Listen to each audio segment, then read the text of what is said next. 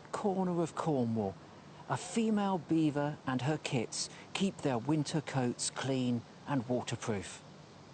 Our thermal images reveal just how gentle these giant rodents are. Beautiful. An insight to treasure. Welcome to WinterWatch.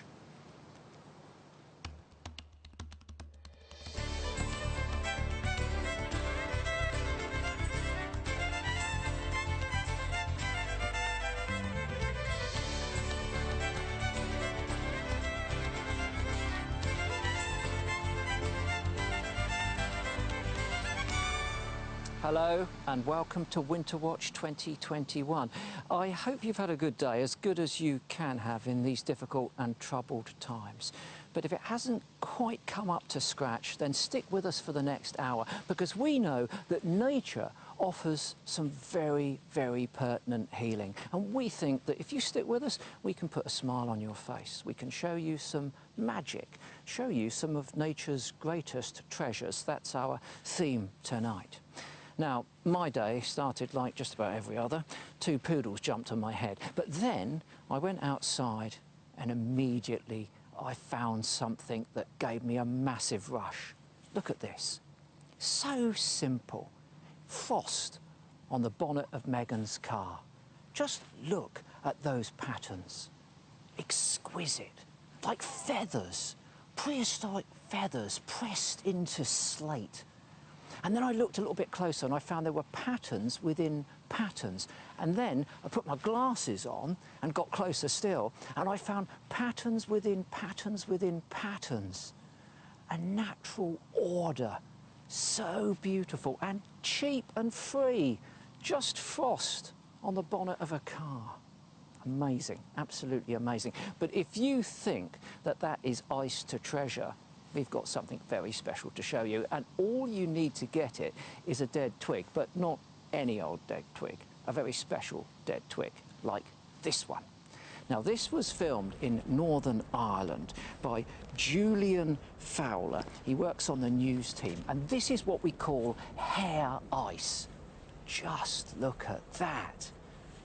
Each tiny little thread is 0.02 millimeters in diameter, and they can grow to 20 centimeters in length. You need very special conditions in order to produce this. It needs to be calm, it needs to be humid, and it needs to be just below freezing. But how does it work? Well, here's a cross-section of the aforementioned dead twig, and within it are all of these vascular rays. Now, when the tree's alive, these feed water from the centre part of the twig here to the outside. But when they're dead, they just remain as tiny, thin little tubes here. And for various physical reasons, when water freezes on the outside, it doesn't freeze within these tiny, thin little tubes. But then something else happens. Look at this. Ice forms over the top of these tiny pores, and this generates a suction which pulls the ice out into those threads. Yes, and here we can see it in action. Look at this time lapse of the hair ice forming. Just fantastic. It's called ice segregation. Look at that. So delicate. But I've got to tell you, it's not just any old twig that can do this. And so far we've been talking about physics, and our programme is principally about biology. So what's the missing ingredient? Well, unbelievably, the twig has to be infected with a special type of fungus, Exidiopsis effusa. Exidiopsis effusa. Without that, you can't have your hair ice. Amazing. Exquisite. And something which you can find. Look at this. Someone has been out and taken a photograph of the hair ice. And for that reason, we've added it to our WinterWatch list. Incredible. And you know, the reason that the fungus can do that is that it has a recrystallization inhibitor. It stops all of those hairs fusing into one big lump of ice. A recrystallization inhibitor. Now that's what you pay your license fee for. Oh, yes. Tonight is about treasure. I've given you one of them. I'm going to hand over my colleagues now to give you a few more. Well, where are they? Well, they're over on my treasure map here. We all need a map if you're looking for treasure.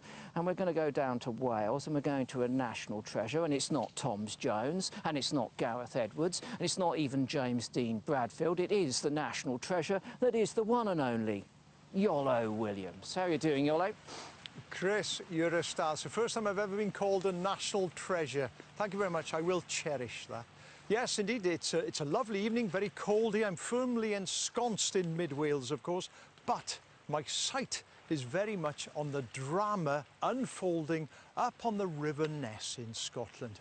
We've had cameras up there all week. It is indeed a beautiful part of the world, absolutely stunning. We thought we'd give you an aerial view. Why? Well, see those light patches there? Those are the salmon spawning grounds, also known as redds. The salmon, of course, can also be seen from up above. And do you know what this reminds me of? It reminds me of being a really little lad, 4 or 5 years old, going up with my tide granddad. There's a bridge over a river in North Wales where he could lean over. I had to climb up, and my nose would barely make it over the top, look down, and there was salmon spawning and some redds that they'd completed. It was magical. I will never ever forget. That's fantastic. Now, if you were watching at the beginning of the week, you'll know that we followed the life cycle of a cock salmon, a male salmon called Hook. We followed him to the North Atlantic and all the way back. We knew that he'd returned to the spawning grounds. Well, Hook is back. He appeared in front of one of our cameras and we thought, hello, is he going to mate here? Well, this is the female cutting a red, just opening up that hollow. See the two males coming from the back? Well, the furthest one away is Hook. We had our fingers crossed. We thought, here we go.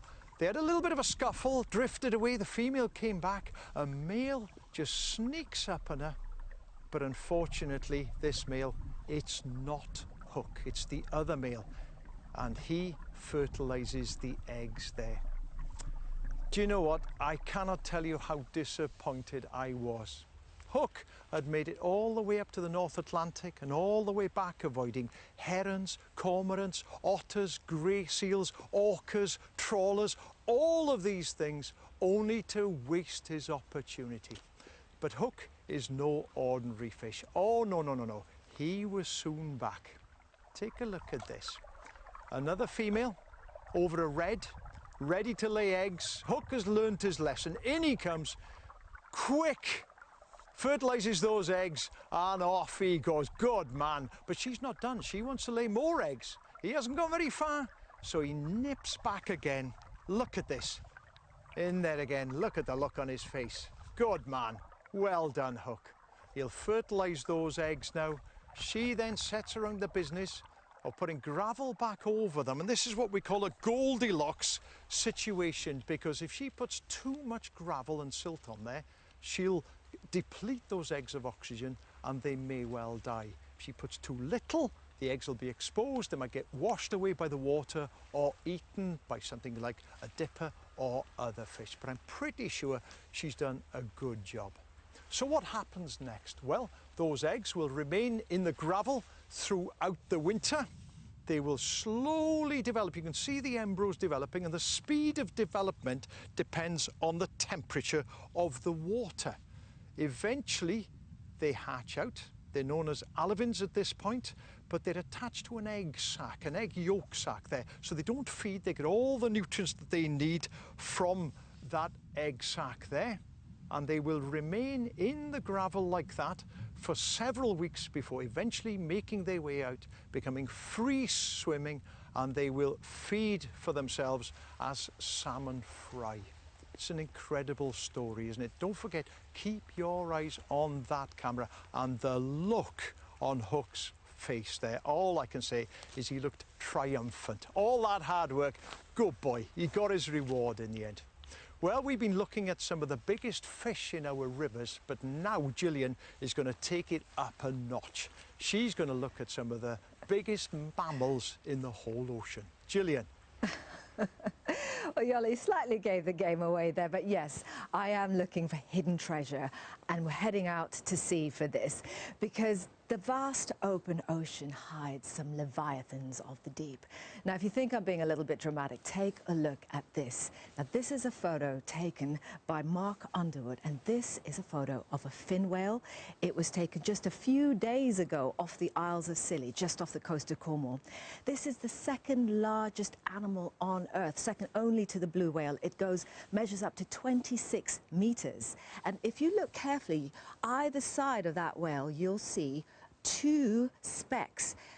There they are. Those are dolphins, absolutely dwarfed next to this incredible creature. Now, there have been loads of sightings around Cornwall this winter.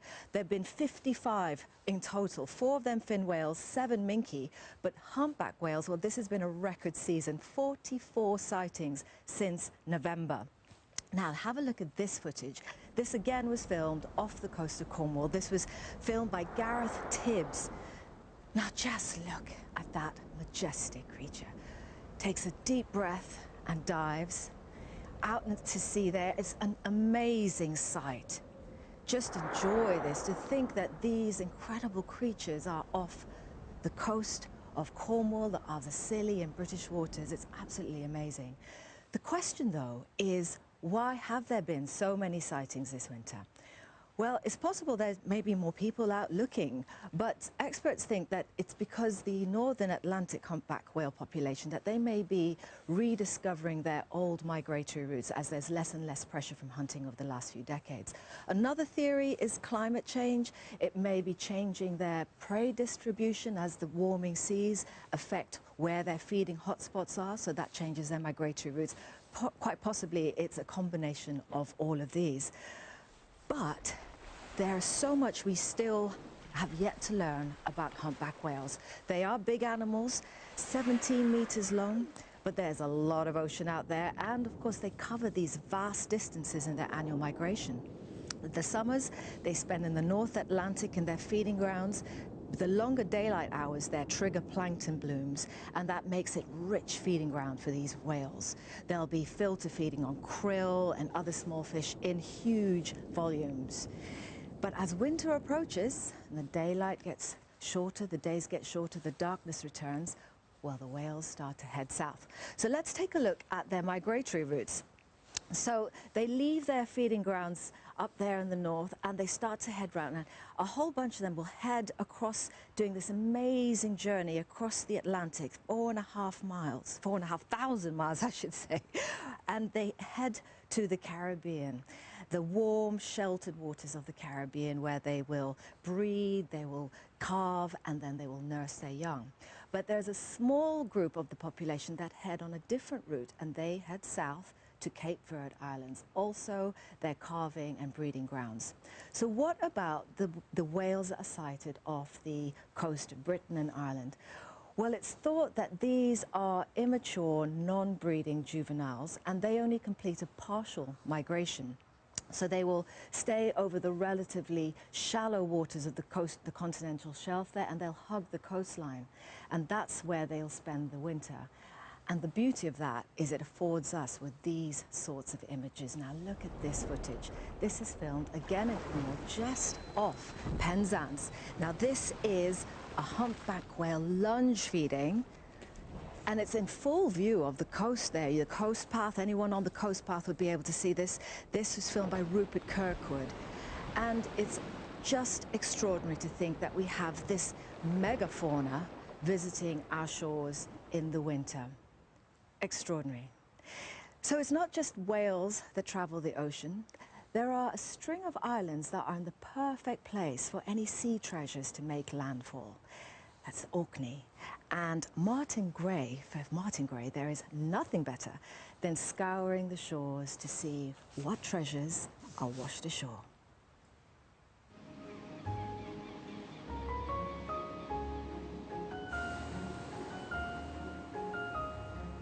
Martin Gray is as much a part of Orkney as the rise and swell of the sea.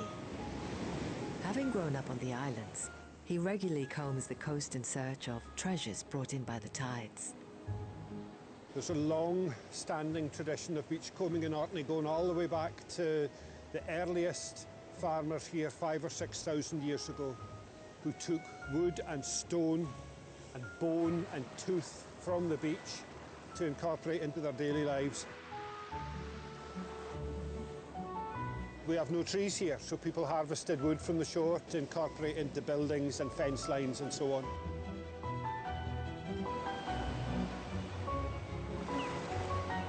As waders forage on the shoreline, Martin is also searching for secrets in the sand. Some of his finds are keys, unlocking stories of continents far and wide.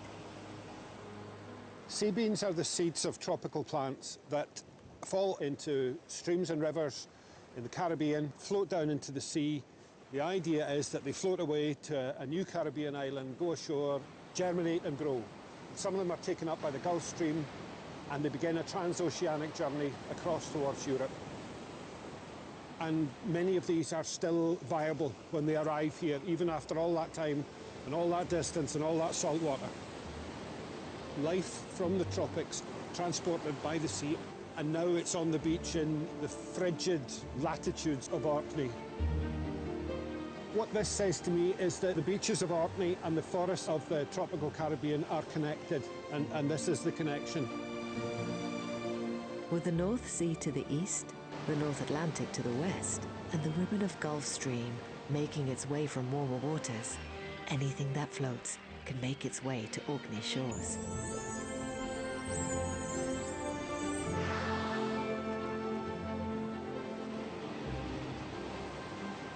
I came across this piece of wood a couple of years ago on the beach here, and I noticed it was pointed at both ends. And when I looked closer, I could see that it had been gnawed with paired, deep tooth marks, shaping it to a point at both ends, and it was obviously the work of a beaver. And then in looking a bit closer at the wood, I could see that it had been submerged for quite a long time. This had been infested with a marine worm called gribble. And given the weather and other items arriving at the time, it was quite clear that this had come across from North America. So this was the work of North American beaver. Presumably had been chewed by a beaver in Canada or the States, incorporated into a dam. The dam had then burst. The wood had washed down and into the sea and beginning its journey across the ocean to here. Fantastic thing. I think this is special just because of the story of this being a tree that put down roots in another continent and got into the sea and landed up in the beach. So it's just these multiple connections and the awesome distances involved. It's incredible.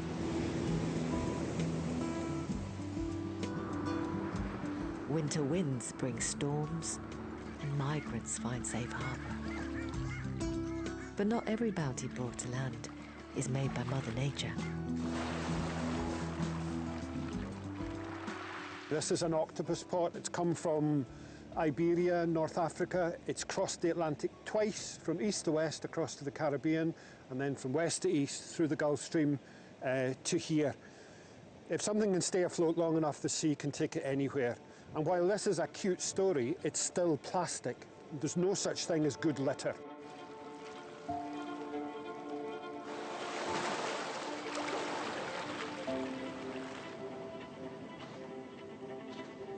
The best thing we can do is dispose of them thoughtfully and properly.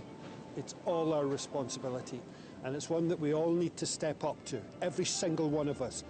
It may not be our plastic, but it is our ocean and our planet.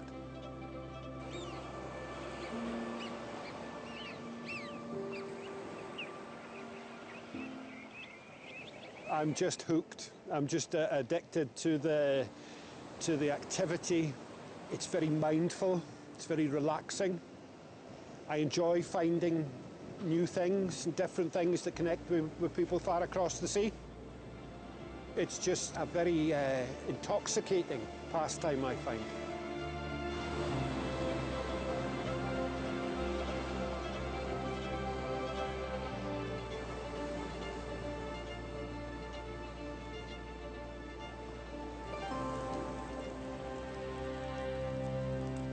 Transatlantic beaver stick. What an amazing thing. The journey that stick has been on. I tell you something, if I had that stick, it would be on my mantelpiece. except that I don't have a mantelpiece. It would be on my bookshelf, honestly. It would. What a treasure. What an absolute treasure. Some treasures like that are hard to find. They're hard to find because they're out at night. So I thought I'd rise to the challenge a few nights ago, and I went out with my thermal camera into the woods and fields around here. Now, it's pitch black, and the camera that I've got records body heat. So it's just the heat of the animals that I'm looking for.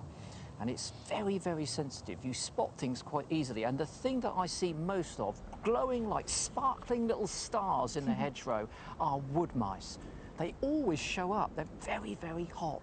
I also spotted some deer, fallow deer, but they spotted me, as you can see. And this changed their behaviour. Just watch the way that they tiptoe across this ride. Look at that. So deliberately placing their feet so they don't scuff any vegetation and give their whereabouts away. And then I spotted a badger out in the field, nose down in the grass after worms. Top stuff. It's good. A good little nighttime safari you had there. I think people should get out in the dark. Well, OK, so if you're going on a nocturnal safari, what's the worst thing you can take with you? I really like to use my ears, so I would say headphones. No? Not headphones, not squeaky shoes, not even a bad sneezing fit. I would say it was this, a torch. Yes, a torch. I would say don't take a torch with you, because if you take a torch, OK, everything can see you when your torch is on, and as soon as you turn it off, you can't see anything. And in the UK, there are very few places, unfortunately, where it is completely dark. And after about 15 minutes, your eyes will adjust to cope with that darkness. And after 45 minutes, they will be completely dark adjusted. And one thing that I do, because I don't like tripping over in all of the mud and making a fool of myself, even in the dark, is that if I know the track that I'm going to take, I walk it in the daytime, make sure there are no trip hazards, of course, and I pick up, don't I, every single branch and twig. Constantly. And chuck it away so that I don't tread on it. Because if you tread on it and it makes a snapping sound, you're going to scare everything away. So try it. Be safe, of course. Be sensible. Give your eyes time to adjust. When I'm walking out at night, I really like to open my ears. It's really important that we're listening as hard as we can, because often you hear little scuttles in the undergrowth, and for me, not knowing what it is always quite exciting because my imagination takes over. However, there are some calls that are, well, you can't mistake them, like this one. Have a listen to this.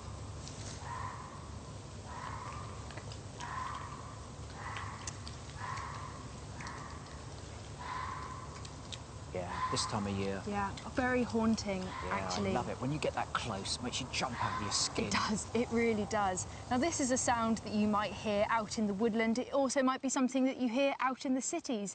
Of course, it belongs to a female fox. As they're going into breeding season, she's being as loud as possible to draw in all the males that she can. It's a beautiful sound, isn't it? I think it's a beautiful sound, a haunting sound. The males are roaming around, you see, at this time of year, looking for those females, so they need to know where they are. And the males also have their own little call. I call it the woo-woo call. It's much quieter than that. The woo-woo call? Yeah, the woo-woo call. OK, go on. You have to now.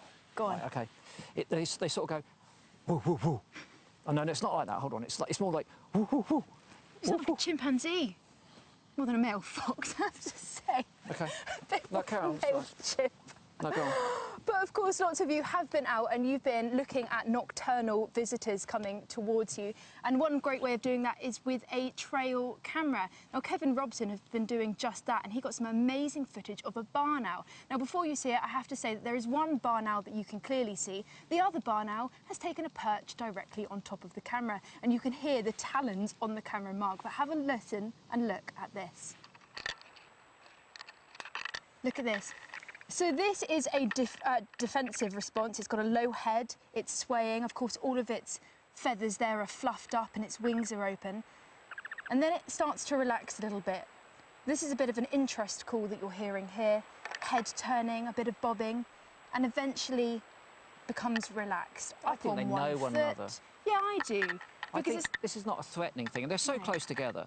Yes, they're very close together. They're interested in one another, so it's likely actually that they do know each other. There's no aggression going on there at all. And also, there are no spots on them there at all, which indicates they might be male birds. They could be two young birds from the same breeding season that haven't dispersed. They certainly know one another. Yeah, but then he got this amazing shot. Now keep your eyes open on the left-hand side for something that's incoming. Have a look at this. This is incredible. You might be able to see there. Keep your eyes peeled. Just that little pinprick. It's a little. You see that little two little light pinpricks? there. So just wait. Here it comes. Here it comes. He's just taken off. And hey, Bit of a bicker. a bit of a bicker, but what a beautiful thing.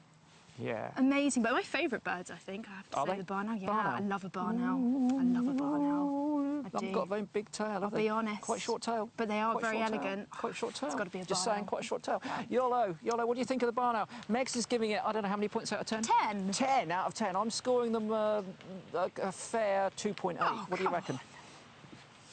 Yeah, I tell you what, I would give them a generous 7.5.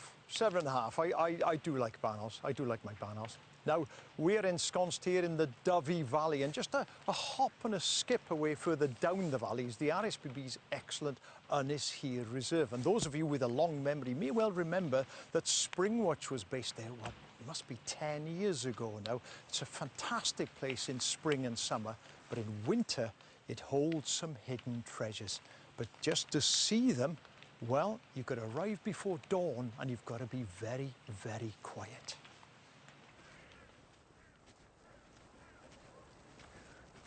Now, there's a good reason why I'm out and about so early this morning. It's actually 15 good reasons, because 15 large birds have flown over 2,000 miles just to make it down here. Now, these birds are notoriously shy, incredibly elusive. So I'm just hoping I can get a glimpse of these Greenland white-fronted geese.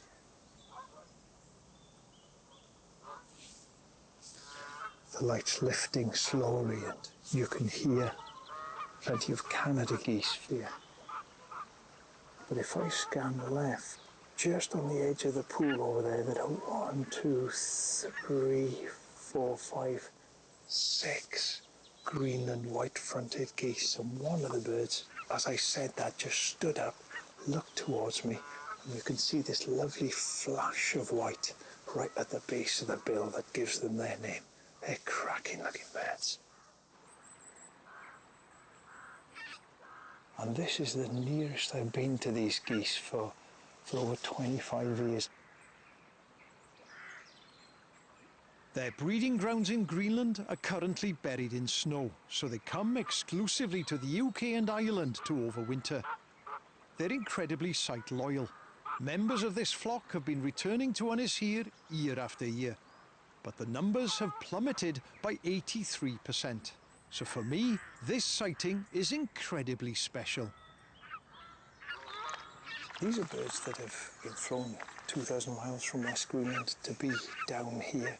And there's a real pull to this one area. And they travel in these family groups. And usually the juveniles will stay with the adults for 3 years. But there are records of youngsters staying with the adults for 13 years. Can you imagine that? That's like your teenage kids at home staying with you until they're 50. The heads have come up, so I think they're getting ready to leave their roosting area to go out to some wet meadows, maybe a kilometre away, where they'll probably spend most of the day feeding. Oh, here they go. Only 15 birds, but a very, very important flock. Wow, how lucky were we?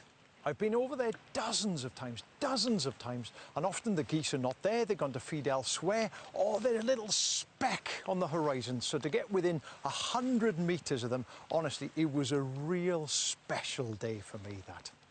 Now, they're called Greenland white-fronted geese for a very good reason. Come over here with me and have a look at my map here.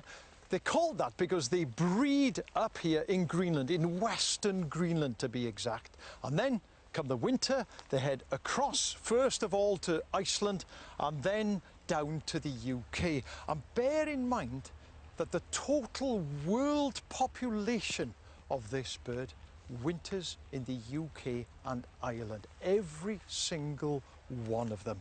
Now then, why do they come down? Why leave Greenland? Well, it's obviously because of the hostile winters there. We have much milder winters down here, and that means that there's a lot more food here. Now, they feed on a variety of foods. They like their sedges, white-beaked sedge particularly. They like their cotton grass as well. And they also like agricultural grasses. And of course, they have to feed up. They've got to stack on as much weight as they possibly can because they've got to make that long journey, 2,000 miles back up to Greenland once more.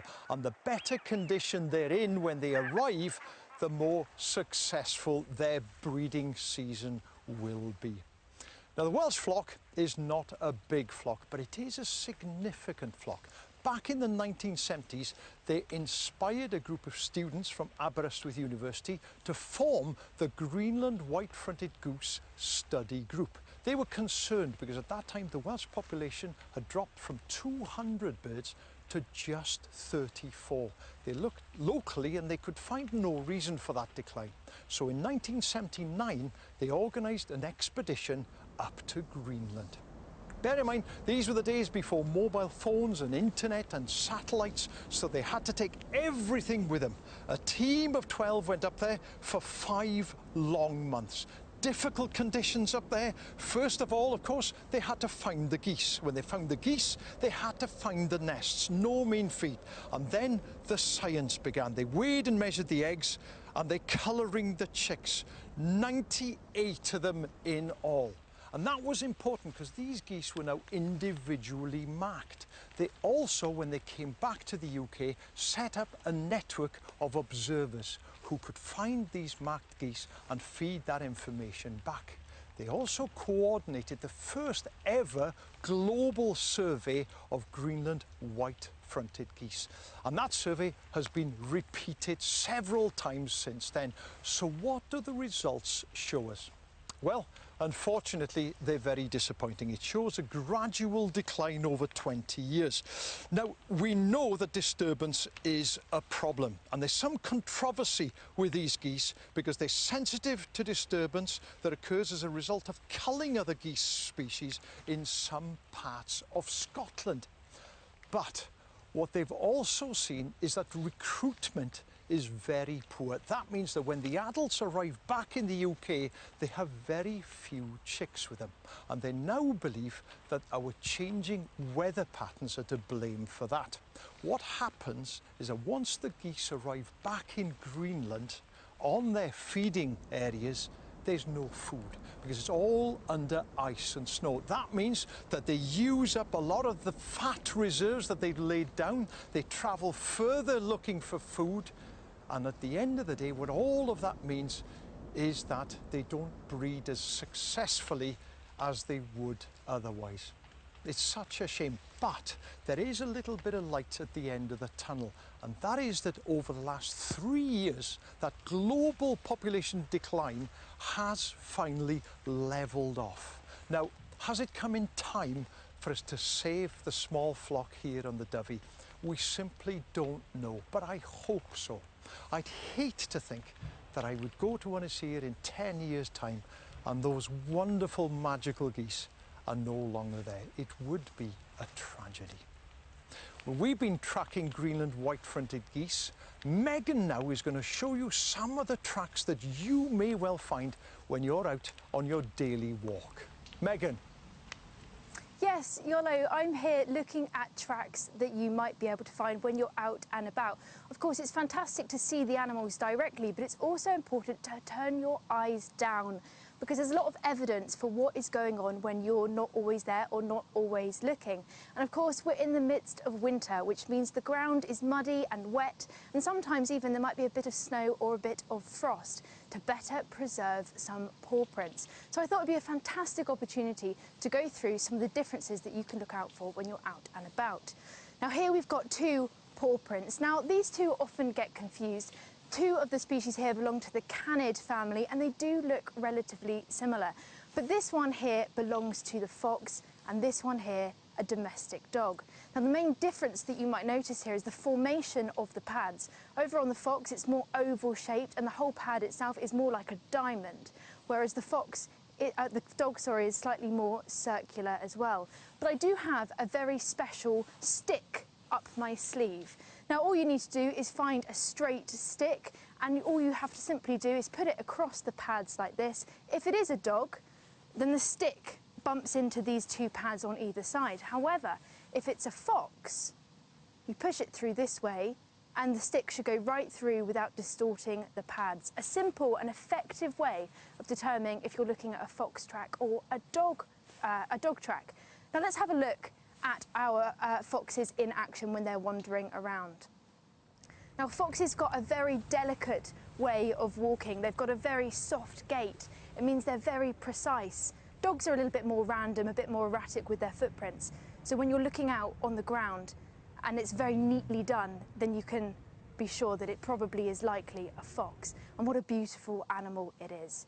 Now let's go to one of our more elusive mammals, the otter. Now, of course, it's all about context. You've got to think about which environment that you're in when you're looking for tracks. And an otter, of course, is going to be by the river. So if you're by a bank, then have a look down there too. This here is our otter footprint. It's quite distinctive. You can see the webbed feet around here. And one way of knowing is the direction that the prints are facing in relation to the current of the water. Have a little look at this. So this is our otter. Beautiful, beautiful animal. And they often prefer, of course, to swim downstream. It makes sure that they're given that extra push with the current of the water, but they often get out when they walk upstream. Saves a little bit of extra energy there, but it means it gives us the opportunity to look on the bank, and often we will see otter prints if there are otters in that area. Now, one of the most distinctive prints that you can look out for when you're out and about is that of the badger. It's very obvious if you know what you're looking for. It's got a very distinctive shape.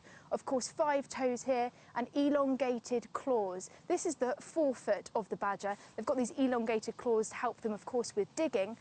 So very distinctive here too. And one other common paw print that you might come across is that of the domestic cat. Very circular, very small, but something to look out for when you're out for your walk.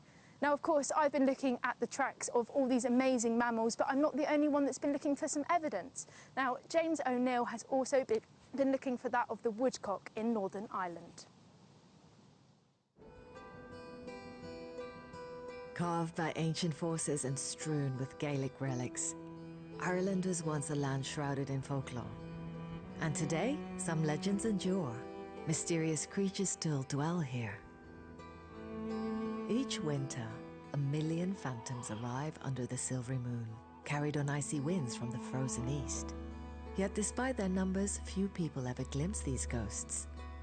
But then again, few people can match the passion of researcher James O'Neill. They often arrive at the same time as the first full moon in November, which is called the woodcock moon, and it is very strongly held folklore in Ireland that the first full moon in November heralds the arrival of the woodcock.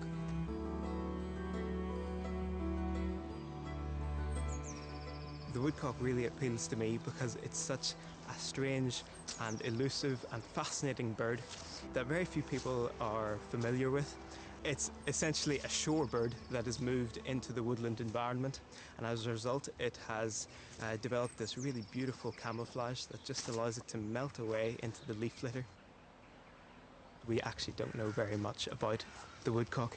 For example, we don't even know how many there are across the country. So part of my research is developing a way to count these birds. Hidden by day and only emerging under the cover of darkness, it's no wonder they're hardly ever seen. But luckily for James, these wary spirits leave behind a simple clue. What I'm looking for are the feeding signs that the woodcock have been here in the past few nights, feeding, searching for worms, probing with their big long bills. I mean, look at this. This is absolutely perfect. Textbook example of where a woodcock has been feeding by night, and you can see all the little holes that it's left behind. And so that means that this is clearly a good spot for woodcock. They clearly come and feed here, and this might be a good shot to come and check out later on. We might be in with a chance of seeing one.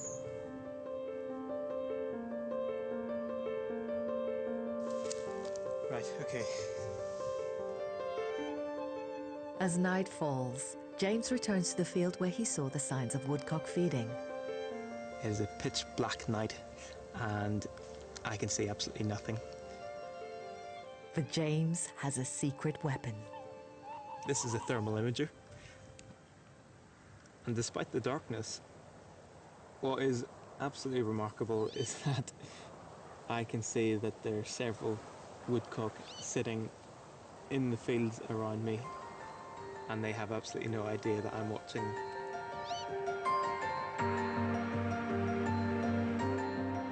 But to uncover how these birds are using the landscape, James needs to catch them.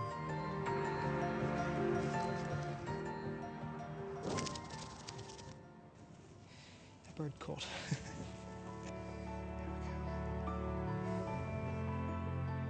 The first thing that you can see when we've got the bird up close and personal is just how stunning the plumage is. This mottled pattern of greys, blacks, browns, chestnuts, creams, all colours to help it blend into the woodland floor. But the strange thing about the woodcock is that its head has been pretty much rearranged to adapt to this nocturnal lifestyle. The eyes are so large that they've been pushed right back to the back and top of the head, which means that the ears have had to be shifted forward. The ears are in fact in front of the eye. The next thing is that the base of the bill has been bent downwards by about 40 degrees, which means that when it's got its beak in the ground probing for worms, its eyes are high and able to look over the grass and keep an eye out for predators. Ringing the birds gives James a rare chance to follow their movements, and he's discovering that they're creatures of habit. Many breed over 4,000 miles away in Siberia, but incredibly they return to the exact same field here in Northern Ireland year after year. Go.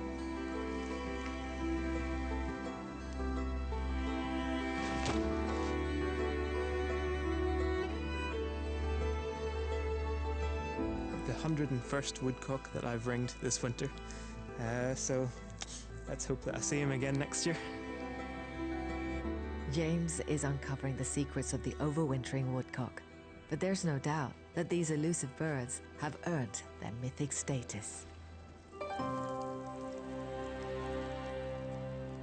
Well, you can't talk about woodcock without talking about head bobbing. Take a look at this.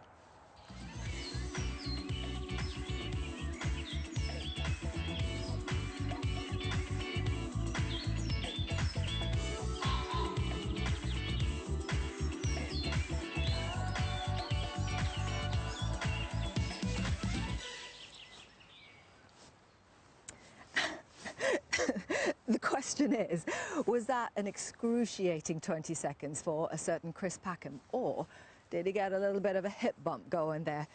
The truth is, we will never know, because we are looking for hidden treasure of a different sort. Beaver ponds and wetland habitat that they create have a really amazing abundance of life and biodiversity, and Cornwall Wildlife Trust's Conservation Manager Tom Shelley went out a few days ago on a pond dipping treasure trail of his own. The beavers have created the perfect habitat for themselves, but also for many other creatures when you know where to look. That looks to be a casus caddisfly, which is fantastic. Tom Shelley from the Cornwall Wildlife Trust is on a hunt for some of these hidden treasures. By delving under the surface of the water and pond dipping. Pond dipping is great when a beaver's involved. Beavers create different types of habitat from fast-flowing streams around their dams and the water that's held back behind. We've noticed a massive change in biodiversity already. The species that we're seeing throughout the seasons is fantastic, and actually in the winter it's a great time to come and really see what's happening when a few of the vegetation areas around those dams have died back. You can get stuck in there with your net and see what types of species you can find. Tom is taking samples from both faster moving water and the stiller pond areas of the beaver habitat. I'm really interested to see what we've got here because this stream hasn't been here very long. It's only been created this year by the beavers. And we've got some shrimps. So freshwater shrimps like shredding vegetation. So again, it shows that it doesn't take long for wildlife to colonise new beaver habitats. Fantastic. But there are also pond predators lurking beneath the surface. Here we've got a golden ring dragonfly larvae, a really good example of a species which increases in abundance as a result of beavers. You can identify it as a golden ring dragonfly by its irregular serrated mouthpiece, which is amazing when you can look at it as closely as I am now. They love the sandy habitats that are exposed around beaver dams as the water flows around the dams as we've got here. So it's great to see them, and yeah, hopefully we'll see some fully grown adults in the summer. That golden ring dragonfly nymph, that was absolutely amazing, a really fascinating species. In fact, it's really good to take a look at the adult on the wing as well because they are so impressive. Now this is the adult. They are a very large species of dragonfly, up to 7 to 8 centimeters long, and they're on the wing in May through to September. Now they're very, very fast, powerful predators. They will actually actively chase other flying insects on the wing. They'll even take other dragonflies. So they are fast and furious, but they are short-lived. They only live for 1 to 2 weeks. The nymphs, the larvae, the one that you saw Tom holding there, now they are quite different. They are wholly aquatic and they are very slow developing. They'll spend 4 to 5 to 6 years underwater, slowly developing. So let's take a look at their lifestyle underwater. Now, like I said, they are fully aquatic and they are ambush predators, voracious appetites, and take a look at this, they have amazing weaponry. Their mouth parts are folded away at rest, but when they need to catch prey, they have these extendable jaws that shoot out to catch prey, and they'll go after things like insect larvae, tadpoles, and even small fish. And the amazing thing is they do that at incredible speed, at less than a blink of an eye, and they do that completely powered by their rectums. Now you'll be pleased to know I can demonstrate that using this prop. Now let's have a look at this here. So what they do is they'll take water in through the anus, and there's a sequence of muscles that fire. The abdominal muscles will contract, followed by the thoracic muscles, and all of that builds the internal pressure to such a point that these mouth parts come shooting out at incredible speed, and they can do this at 20 milliseconds. Absolutely amazing. And what's even more amazing is they can use the same mechanism, but in reverse, to get around. Have a look at this. So you can see the nymph there. You get a great view of the anus there, and off it goes. And you can see those jets of water shooting away, moving it, propelling it along. And it's amazing that they can do this. They can even change the speed and direction by altering the size and shape of the anal opening. So this is the only species that is known to use anal jet propulsion to get around. And on that note, I think, Chris, I don't know what you make of that. Anal jet propulsion? I've tried it, Gillian. I've tried anal jet propulsion. Massive laundry bill. Don't try it at home. We have been keeping an eye on our live cameras this evening, though, I can say, and we spotted this up on the banks of the River Ness, one of our otters. Now, we've been watching a family of 3 of them there, a lovely close-up here of this otter munching its way through some fish. Look at that. Superb stuff. We have a live fox as we speak now. We have a fox on our live cameras here in the New Forest. So this, actually, I should be keeping my voice down because, frankly, that animal is just about 100 metres away from where we are at the moment. It's not looking at me, I can promise you. Oh, look at the way those soft little feet tread across the forest floor. Stunning stuff, isn't it? Oh, so good, so good. And we've been watching our foxes here in the forest very closely. And we know that there are a number of individuals. Doesn't surprise us at this time of year. As Megan and I were saying earlier, we have females living in groups, sometimes 2 or 3, sometimes as many as 5, normally related. The mother, her daughters, sisters amongst them there. And at this time of year, the males will start roaming. So on our cameras, we've been paying very close attention to the body shape and any facial markings that the animals might have, because you can, with a bit of practice, quite easily recognise them as individuals. And those females will have a home range, and the males will have territories which they roam around. And here they are, all on our cameras out here, foraging away, looking for some of those wood mice, no doubt, that I spotted with my thermal camera. But we did, as I say, manage to identify at least 3 of these so far. So let's take a look at them. So the one on the left-hand side of the screen is a male, and we're calling that one smudge. And one of the things you can look out for when you're trying to identify them are their facial markings. And if you look between his eye and his muzzle, running down his cheek, there's a smudge there. And that's unique to that animal. The one in the middle is another male, but it's smudge-less. Its eyes are closer together. Completely different build, of course. And then the animal on the right-hand side of the screen we know is a female. We've had a look at its rear end, and again, it's a completely different shape. So keep a keen eye on our foxes if you're watching our live cameras, or those that you have in your garden or your street, and you might be able to identify them as individuals. We've been watching our badgers very closely. We saw this just earlier in the programme. Now, the badgers have been really active, and we've seen quite a bit of play fighting. Sometimes the play fighting seems to be a bit more rough than we would like to play ourselves. But remember, these animals have incredibly thick fur, incredibly thick skin, and these look like, well, I mean, I'm glad I'm not the badger at the bottom there getting my ear chewed off. I get my ear chewed off most evenings when I get in and put mud all over the floor, but it's not as painful as this looks. There we are. We've also seen some other badger behaviour again earlier on our cameras this evening, where there was altogether a little bit more playful action going on. And here they are at their set. Now, it's cold here this evening. That won't bother these animals. They're very well insulated.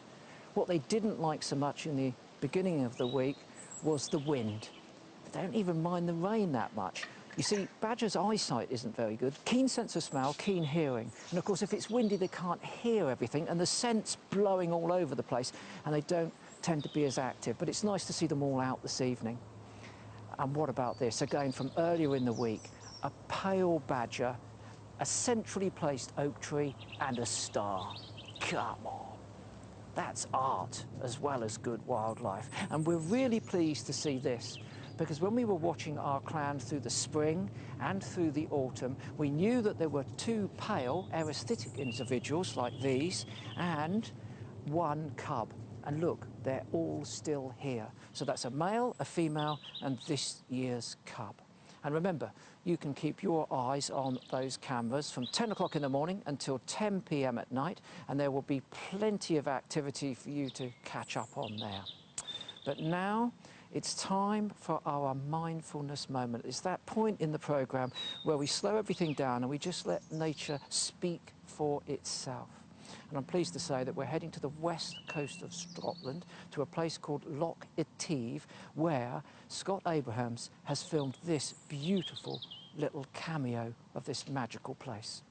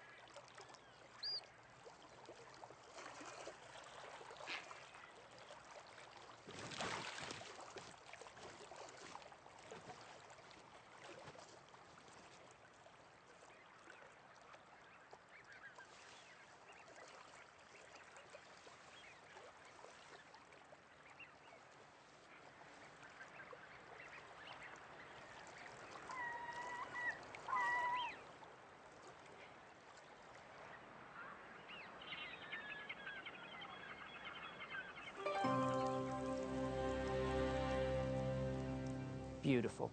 Imagine being that otter on your back, lying around on the side of the loch in the sunshine.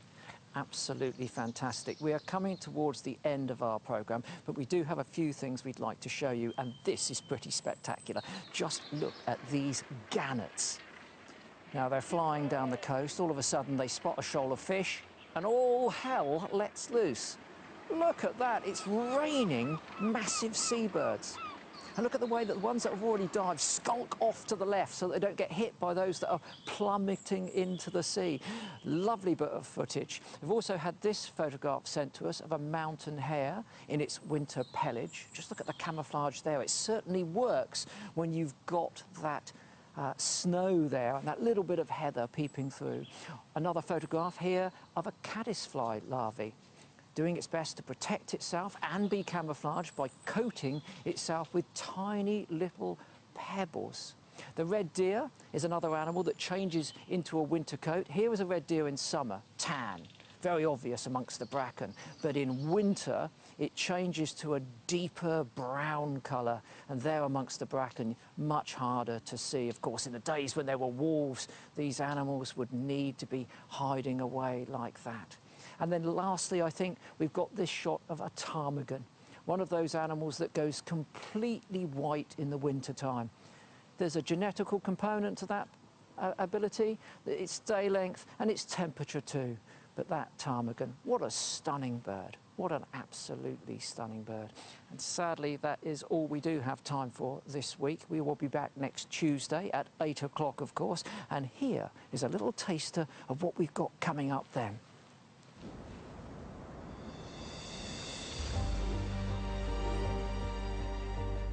That is absolutely brilliant. That's my first ever penduline tit in the UK. I'm in a dry suit because I'm free diving in the middle of winter.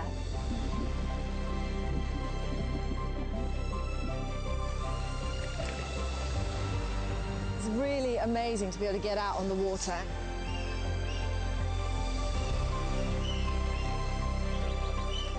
It's not failing to fire up my enthusiasm on a very cold winter's morning. Just look at that. Spoonbills, extraordinary birds, truly fantastic. Well, we're going to take the weekend off. Well, kind of. We'll be manning all of our cameras. You can keep an eye on those, as I've already said, from 10 in the morning until 10 at night. If you're out and about over the weekend, and I certainly hope you are, then check out our winter watch list. And if you do get any photographs or any videos, send them to us on Twitter, Facebook or Instagram. Other than that, we'll see you next Tuesday at 8 o'clock. Good night.